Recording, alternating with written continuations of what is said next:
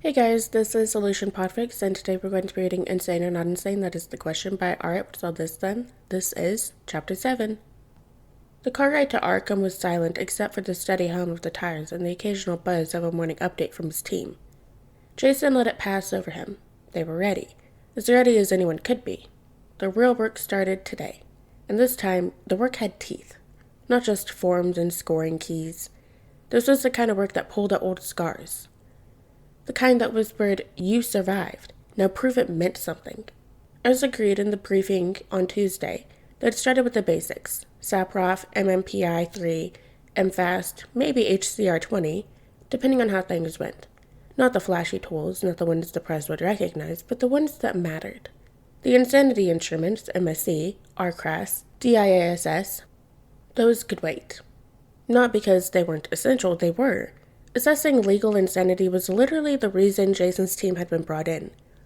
But diving straight into criminal responsibility with someone like the Joker, that wasn't just premature. It was political suicide. He could hear the headlines. Psychiatrists rushed to declare Joker insane. Again. That kind of framing didn't just derail public trust, it tainted the process. Jason needed this one clean. They needed a clinical foundation first. Structure, data, a full diagnostic profile that couldn't be swayed by a grin or a punchline. Because if there was one thing the Joker was good at, aside from mass murder, it was narrative control. Give him a sniff of the storyline they were writing, and he'd hijack it before the ink dried. No. They'd start at the base. Document his personality structure. Rule out malingering. Establish a baseline for cognitive distortion.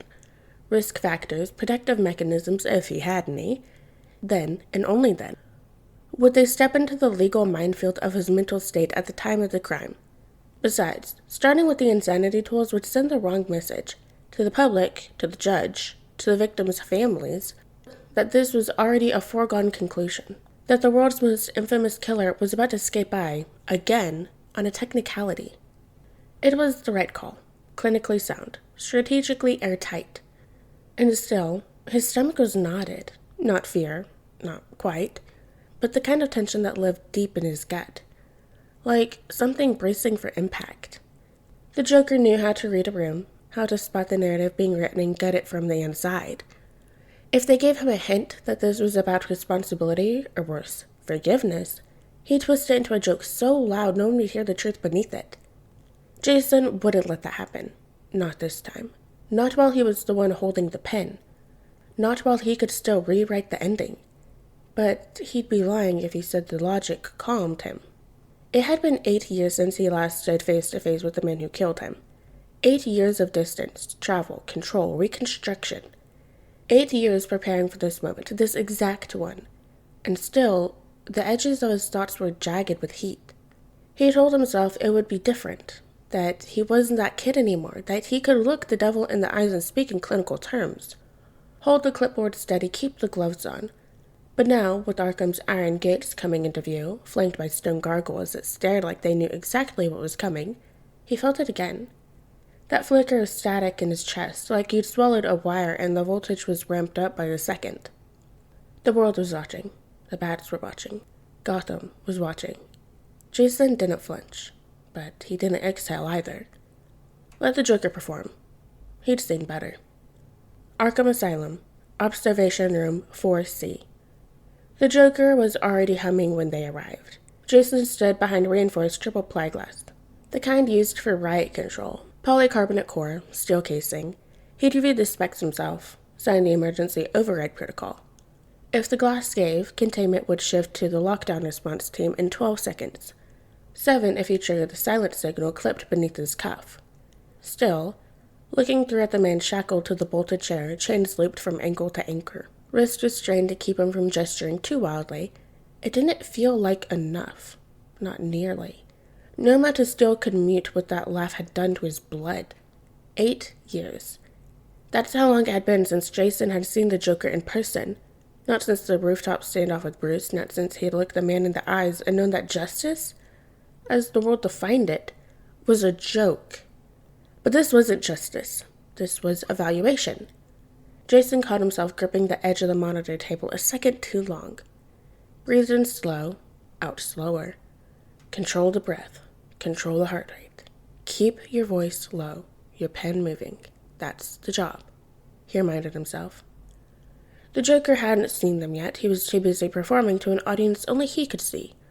Eyes closed, head bobbing like a conductor at the symphony. Bloodstains dried at the corner of his mouth. A flashback. Too fast to stop. The crowbar, the laugh, the warehouse ceiling going orange. The air pressure collapsing, ribs cracking under the weight of the fire. Jason blinked once. He wasn't 15. He wasn't bleeding on concrete. He was the one holding the clipboard now. Dr. Todd. Not the kid.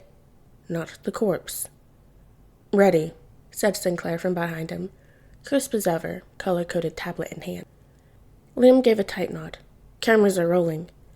Jason turned to the team. Torres stood still, arms folded. Verma was checking the sedation logs. Today's session was scheduled for 90 minutes, long enough to begin the Saproff in full, maybe break into the MMPI-3 if things stayed stable. "Remember," Jason said, 2 evaluators minimum at all times. Non-sequential rotations, no schedule transparency. I'll take point. Jason led them in. 2 guards flanked the door, armed, tranquilizer backup locked and loaded. The Joker's head snapped up at the sound of the latch disengaging. "Well, well," he said brightly. "Company." Jason didn't speak. Not yet. He took his place at the center of the room, Saproff form clipped to the leather pad in his hand. Verma flanked him to the left, Torres to the right. Sinclair remained behind the camera setup. Liam observed from the mirrored panel. The Joker looked them over, tilted his head, owl-like. Then he saw Jason. Stillness. His pupils contracted. Then, slowly, lips curling. "Wait a minute. Don't I know you?" A beat. "No. Didn't I kill you?" Silence. Verma went rigid. Torres' eyes flickered towards Jason. Jason didn't blink. Confabulation is common in individuals with persistent delusional ideation. It's consistent with past reports. His voice is clinical, flat, final. Torres raised an eyebrow but said nothing. Verma resumed note-taking, knuckles pale. Jason moved on. The Saproff, in theory, measured protective factors, internal and external traits that could reduce the likelihood of future violence. It wasn't built for psychopaths, but in cases like this, that was the point. "You'll be asked a number of questions," Jason explained evenly. "Some directly, some based on your behavior. You can answer or not. Either way, the results are still valid." The Joker fluttered his hands. "Doctor's choice." Ignoring him, Jason continued. "We'll be assessing your psychosocial stability, risk buffers, and capacity for reintegration." The Joker grinned, tilting his head like a puppet in slow rewind. "Is this the part where you tell me to picture a bright future?" Jason flipped a page. "Do you picture one?" The Joker pressed his tongue to his teeth. "Oh, I've always been a planner. Big pictures, you know? A little chaos here, a little arson there. Gotta leave the world better than you found it." Jason made a note. No goal-directed thinking. No pro-social aims. High imaginative distortion. The pen didn't even hesitate. Years of practice made that easy. What came harder was not slamming the clipboard into the table. Torres stepped in, voice neutral. "Do you have people on the outside? Family? Support?" The Joker spread his fingers, or tried to. The wrist shackles clicked. "Fans. Lots of fans. You wouldn't believe the mail. Someone sent a scrapbook last month. Photos, threats, hair clippings. Adorable." Jason's pen didn't pause. Maladaptive with social networks. Exhibits pride in deviant affiliation. The Joker turned over Verma next. "You're new," he said, eyes narrowing. "I like new." Verma didn't react, though Jason could see a bit of discomfort in the way his shoulders tensed just a little. "What do you think treatment could offer you?" The Joker leaned back. "More interesting visitors? Perhaps snacks? Oh, I know. Closure. Isn't that what people want these days?" Jason marked another line. Superficial insight. No engagement with internal change. The questions continued. Subtle, indirect, deliberately patterned. Every time Jason spoke, the Joker listened too closely. Every time Vermin redirected, he steered the conversation back towards Jason. It was a performance, every gesture measured, every word balancing on the edge of provocation. When he asked to interpret a fictional conflict scenario, he offered 4 versions: violent, manipulative, absurdist, and one that ended in a pun so grotesque even Torres winced. Cognitive flexibility is high, Verma whispered later. Too high, Jason muttered, is tactical. He logged it anyway. Adaptive cognition without pro-social goals equals elevated manipulation potential. Similarly, the Joker's verbal influence was off the charts. Darkly funny, fluid, coherent, he quoted from 3 federal rulings from uncanny precision. Jason knew because he'd cross-checked. He's playing us, Torres muttered during a water break, frustration bleeding into her voice. He's showing us exactly what he wants to be seen, Verma agreed.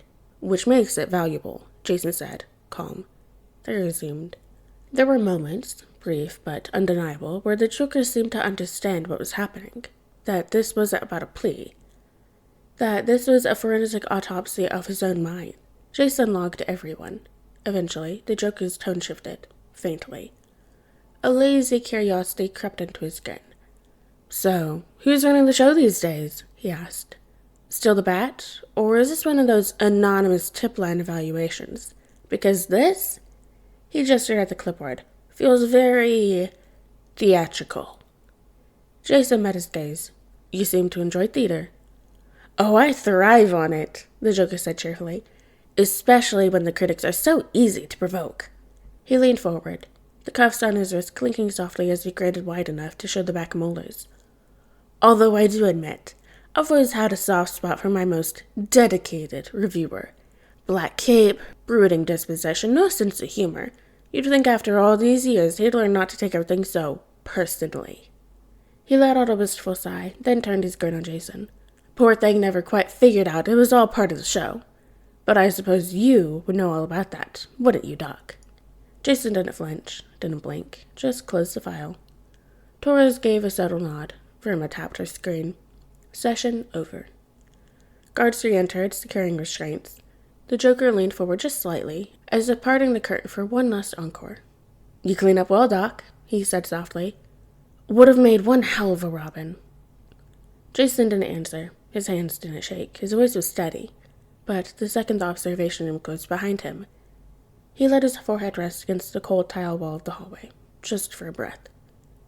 He'd made it through the first 90 minutes, but this is only the opening act, and the Joker was already stealing the show. The debrief room smelled like old coffee and new paint. Someone had tried to make it feel clinical, neutral walls, acoustic panels, a table bolted to the floor, but the air still carried the edge of something watched too long. Jason hadn't taken off his lanyard. His badge hung slightly crooked, brushing against the folder in his hand as he dropped it into the center of the table. Liam was already seated, flipping through her notes with the same dispassionate efficiency she'd used during the session. Torres leaned against the back wall, arms folded. Verma sat forward, stylus posed mid-air, waiting. No one said anything at first. Then Liam continued. Well? Jason passed the clipboard over. Initial impression. He understands the evaluation structure. He's using it to manipulate engagement. But he's not incoherent, not psychotic. Every move is calibrated.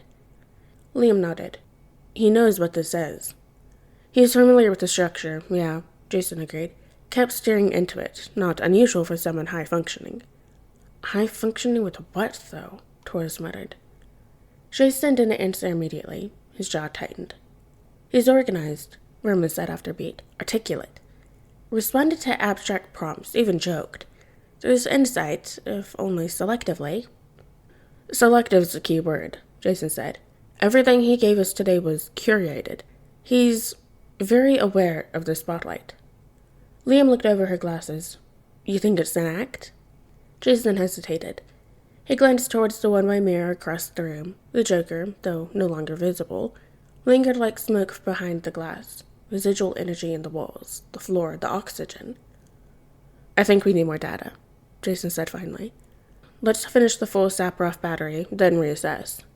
Nobody argued. Sinclair, who had remained quiet until now, closed her notebook with a soft snap. I'll submit a scheduling request for next rotation. Jason gave a nod.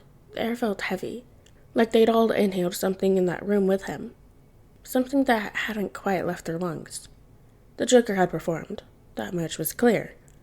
Whether it was theater or truth still hung in the balance. Alright guys, and that is the end of chapter 7 of Insane or Not Insane by Alright, What's All This Then? I hope you guys liked it, and I'll see you next chapter.